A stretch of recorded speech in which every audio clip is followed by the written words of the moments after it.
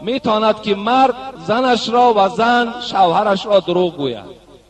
اینا در اسلام اجازت دادن، مثل که برای راضی کردن دل زن ما میتوانیم گوییم که مثلا زنک پروا نکن، همین یک مدت پس یک چند مبلغ در دست من می آید، برای تو گوشوار طلا و گردنبند طلا خریده می دهم، برای دل همون زن به دست گرفتن اگر دروغ گویم اجازت است.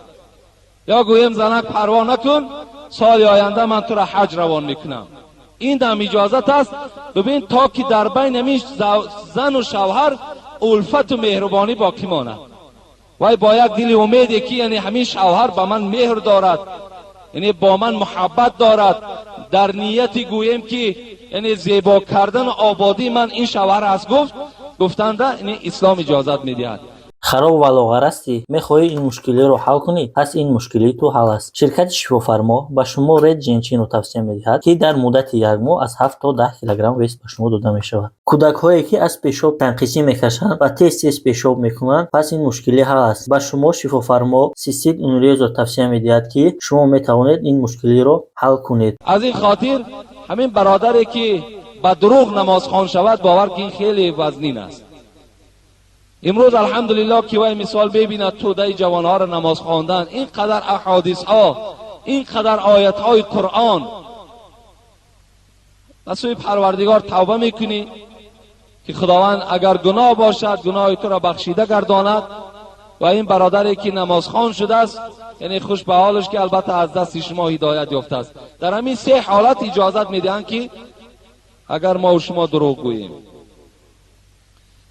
بابای داملا السلام علیکم، عوض کردن دندان پوسیده با طلا برای مردان درست است یا نه؟ اگر نه برای چی عوض باید کرد؟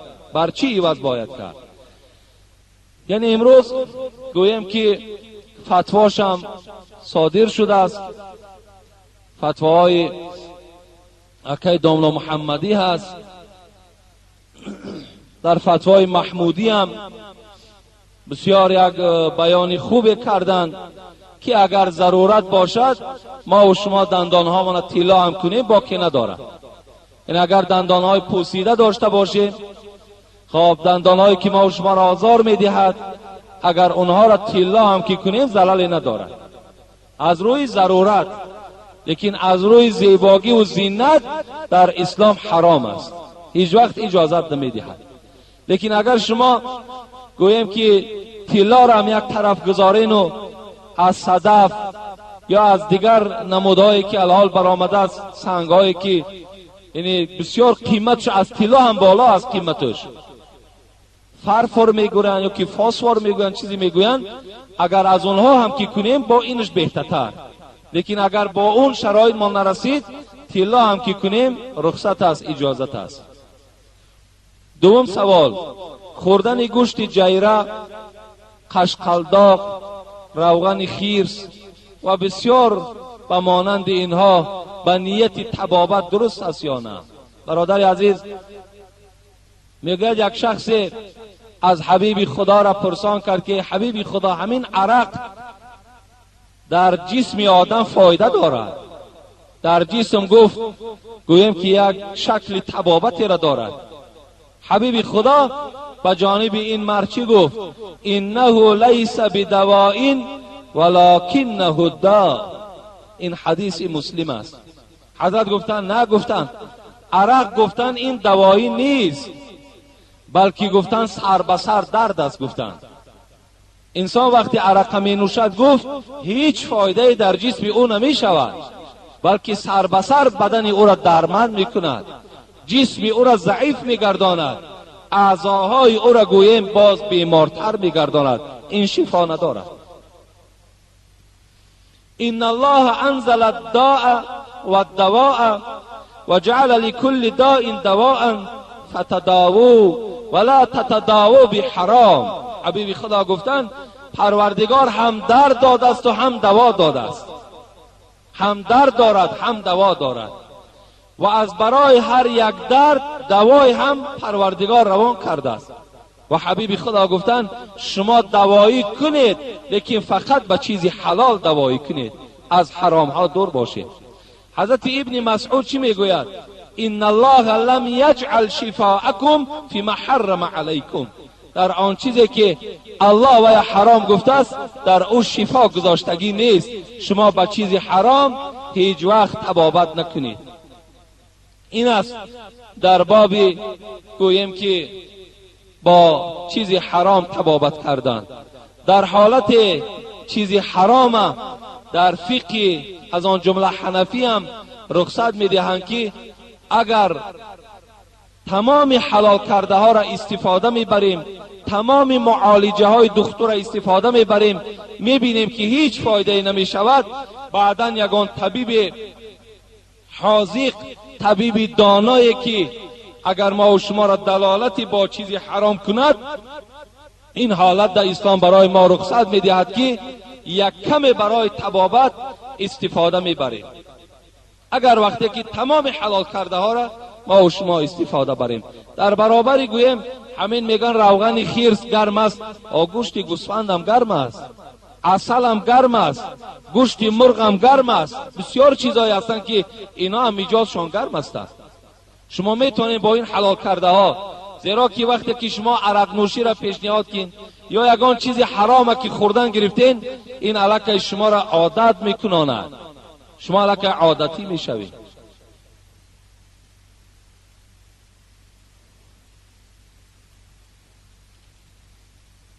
من گفتم مکتوب ها را خیلی کم نویسید، بسیار دراز می نویسند، تمام ترجمه شو می نویسند بعضیش. بسم الله الرحمن الرحیم. ز بسم الله بگشادم دری راز، ثنای ذاتی بیچون کردم آغاز. السلام علیکم داملای شیرین سخن، ببخشید یگان میده وقتتان را گرفته، از شما یک دو جواب انیق را گرفتنی. من یک زن گناهگارم داملای شیرین سخن، کسیته های شما را قریب که همه اشان را گوش کردم و باز من بسیارتر کتاب های دررة الواعظین و قصص الانبیا را میخوانم. باز من این قدر گناه بسیار میکنم. داملای مهربان، شما درباره پدر و مادر و شوهر را چخیل باید حرمت کردن بسیار سخن گفتید. من باشم از خدا می ترسم که من شوهرم را نقض دیده یکدیگر را گرفتیم و پدر و مادرم را از برای این شوهر شده آنقدر حرمتم نمی کردم. من را حاضر که عذاب و در میان ما که یکدیگر فهمی نیست عذاب می دهد.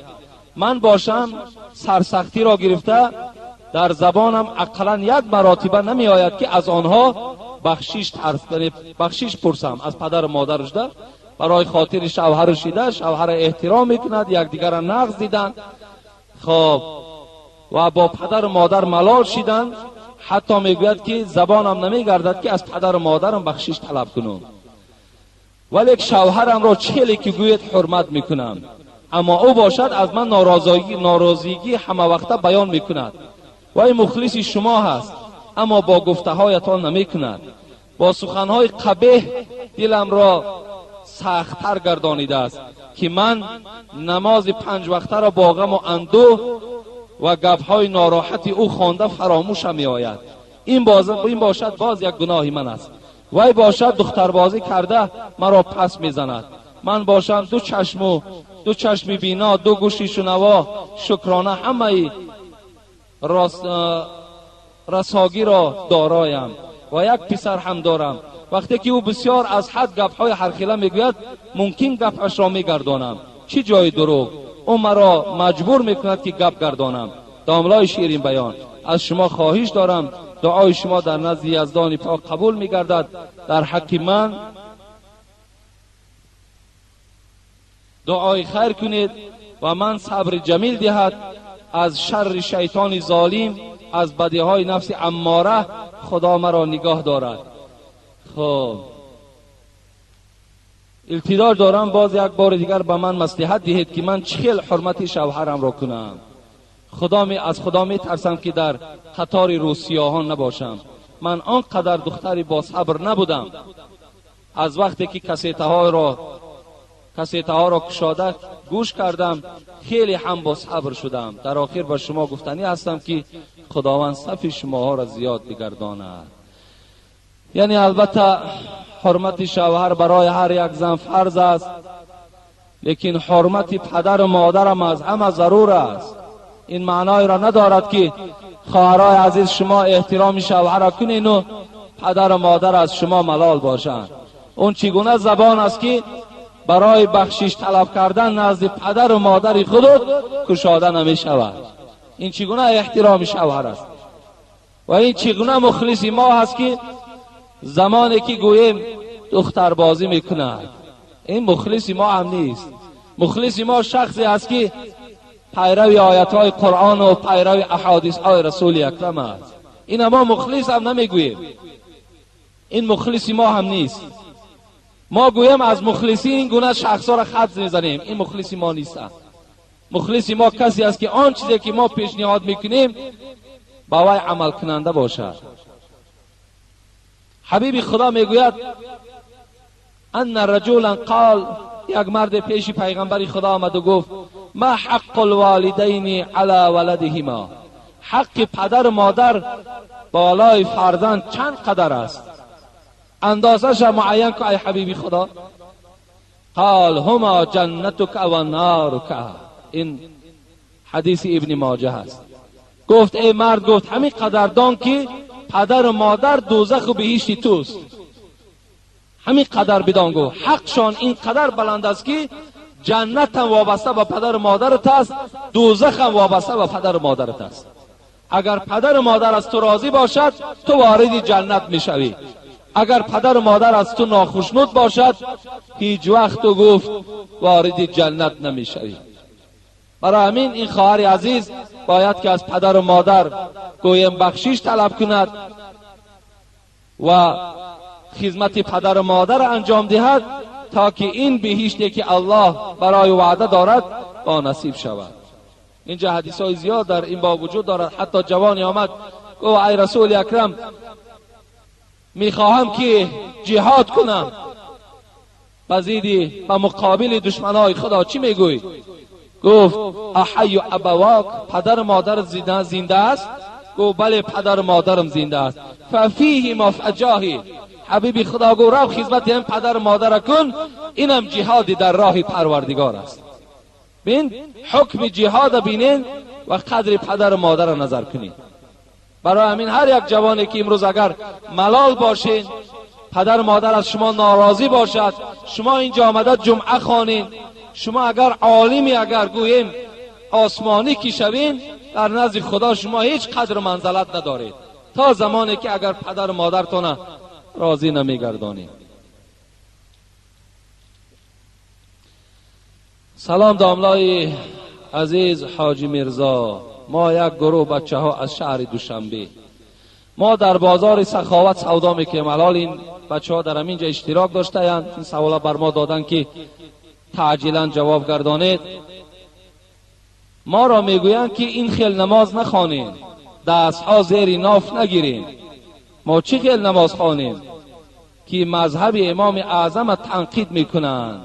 در حق ما بچه ها دعا کنید. خدای مهربان شما را عمر دراز و در هر قدم هاتون خدای مهربان حسنات نصیب بگرداند. این سوال در اینجا چند تا هست؟ 3-4 سوال است فقط در همین باب که یک گروه جوان ها ما را میگویند که زیر ناف دست هاتون نگیرید و اونها به حضرت امام ابو حنیفه هر سخنهای قبیح میگویند. برادرای عزیز، من عصبانی نمیشوم، من گویم که باید از روی تعصب به شما جواب نمیگردانم، لیکن این قدر میگویم که المسلم اخو المسلم، مسلمان برادر مسلمان است. لا یظلموه ولا یحقروه، مسلمان باید برادرش تحقیر نکند، مسلمان باید برادرش در دروغ نگوید، مسلمان باید مسلمان در یک دشمن تسلیم نکند، مسلمان باید نسبت یک برادر حسد نداشته باشد، مسلمان باید نسبت یک برادرش کینه نداشته باشد. راستی بار من چی گویم به آن شخصانی که چگونه زبان کشاده می شود و حضرت امام ابو حنیفه را ما و شما تنقید میکنیم؟ باور کنین آیا همین کدام شما را خوش می آید که نسبت حضرت امام ابو حنیفه که امروز اکثر دنیا پیرو یک مذهب امام ابو حنیفه هستند، چگونه این زبان گشاده می شود؟ ما و شما حضرت امام ابو حنیفه را تنقید میکنیم. آیا حقوق داریم؟ امینده نداریم. حقوق هیچگاه حقوق نداریم. باور که همون جوانایی که برادر عزیز ابو حنیفه را تنقید میکنند، همونها خودشان گمراه هستند، خودشان به عقل هستند. خودشان باور کنین اونها سلفی نیستند، اونها گمراه هستند. نگذارین برادرای عزیز، نگذارین که اونها در پیش شما این امامی که دنیا و اعتراف میکند میشناسد اونها تنقید کنند. شما اگر گوش اندازین در گوش کردنش گناهگار میشین. به خدا قسم گوش کردنش ده. وقتی یک آدمی عادی را گوییم، یک برادری که تماما سواد ندارد، خط ندارد، وقتی شما غیبت میکنید گناهگار میشوید. پس یک امامی که گوییم مجتهد است، اینقدر گوییم کتابها و مسئله ها را برای ما و شما کتابت کردن، چگونه در غیبت او ما و شما گناهگار نمیشیم؟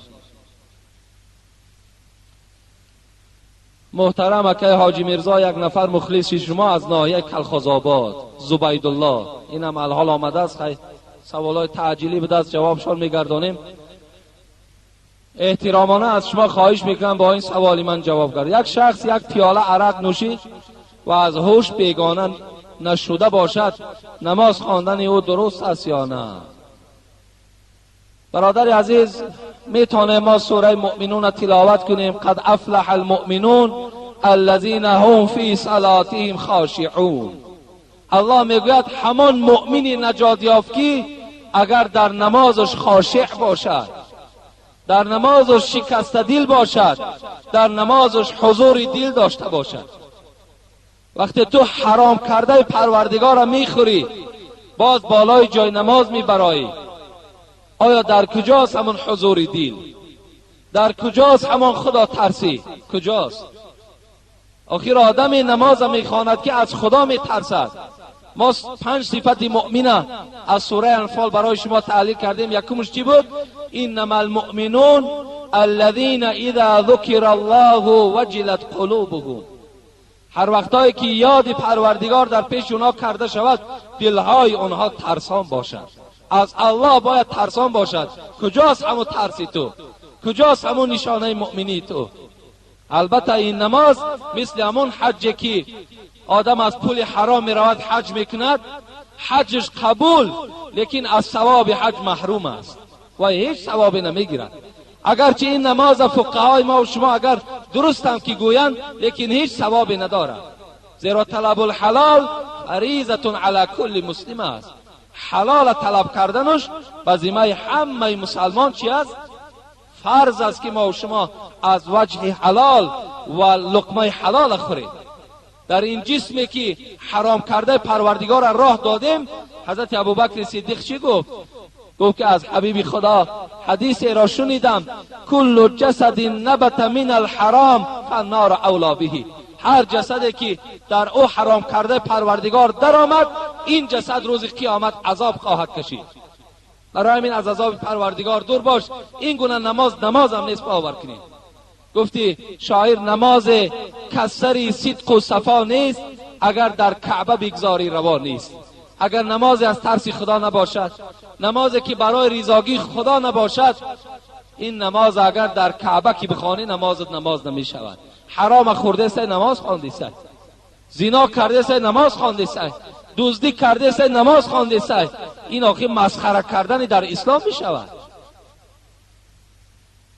دوم، یک شخص ناز کشید و طهارت نکردن نماز خواندن او درست است یا نه؟ همین نازکش کی تعریف کرده است؟ کجاست همه آدمی که همین ناز تعریف میکنه؟ حبیب خدا میگوید کفا بالمرء اثما ان یضع من یقود. از روی گناه برای همون نازکش میگوید بسنده است که حق کودکاش در نازخری استفاده برد. اگر همون پولی که در نازکشی و سیگارت کشی اگر ما صرفش کردیم، این حق کودکا است. ما در روی گناه همینش میگد برای شما بسنده است. اگر ناز کشیدی طهارت کن، سیگارت هم کشیدی طهارت کن. این از روی تقوا هست، این از روی پرهیز است.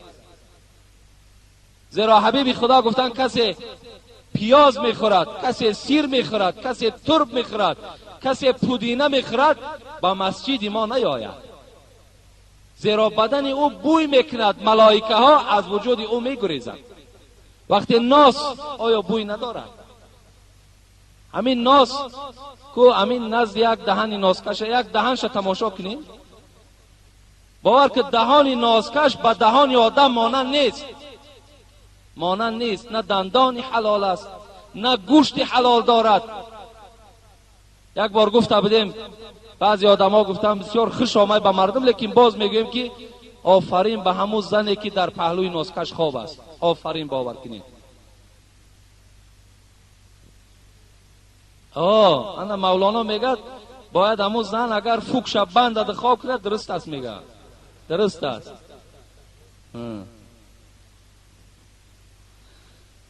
خب سوم، جوانان و یک قسم آدمان حاضره با لباس آستین کلته و سریلیج نماز میخوانند. این درست است یا نه؟ با احترام مهمان شما زبیدالله. این برادر ما الکی در اینجا مهمان بوده است، خدای مهربان در هر قدمش حسنات بنویسد.